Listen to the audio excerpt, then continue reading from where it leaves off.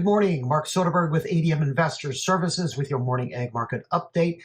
Surging soybean oil prices this morning has provided a boost across most of the agricultural space.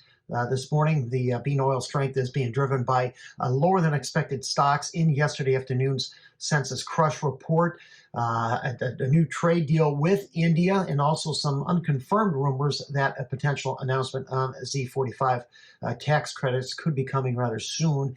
Yesterday, the Trump administration announced the lowering of tariffs on imports from India from 25% to 18%.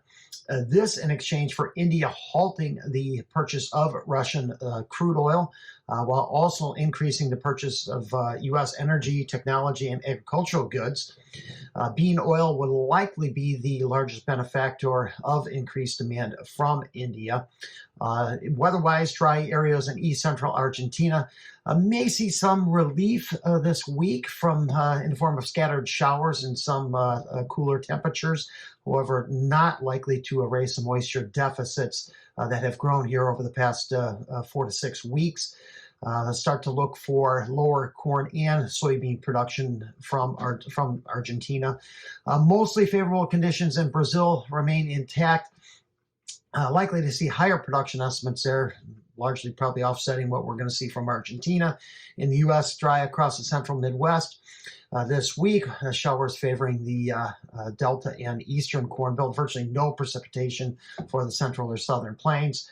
However, both the 6 to 10 and 8 to 14-day forecasts do show above normal temperatures across winter wheat areas. Gradual warming across much of the continental U.S. However, below normal temperatures look to hold across parts of the Great Lakes region and Northeast. Right now, we got crude oil up about 30 cents a barrel. U.S. dollar index is slightly lower, while U.S. stock indices are steady to higher. March corn right now up 2 cents at 427.5, while holding within yesterday's range. Yesterday afternoon, we saw the corn used for the production of ethanol data come out at 488 million bushels in the month of December. That was at the high end of the range of expectations. However, it was largely offset by a downward revision to the previous month's usage. Total usage in the first 4 months of the 25-26 marketing year stands at 1.863 billion bushels, up less than 1% from a year ago, versus USDA forecasts of up 3%. March beans up 8.5 cents at 10.68 3/4. Resistance there above the market at 10.82. We got March oil up 140 points at 54.60. The high overnight just below the January high at 54.95. Meal is down almost $2, 292.80. Census crush came in at just under 230 million bushels in the month of December, the second highest ever and largely in line with expectations.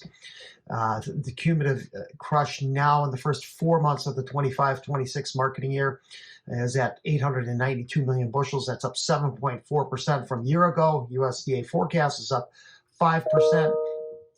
Crush will need to reach 1.678 billion in January through August to reach that USDA forecast, and that is above the 1.615 from a year ago. Bean oil stocks at 2.179 billion pounds.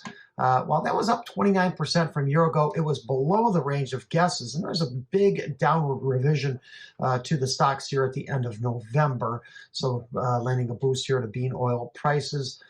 India's palm oil prices did jump out to a 4-month high in January to 766,000 metric tons. Bean oil imports slipped as a result, taking advantage of the price discrepancy there. Wheat steady to 2 higher. We saw crop conditions improve 1% in Kansas from 60 to 61%, well above a year ago at 50%. Thanks for listening, everyone. Have a great day.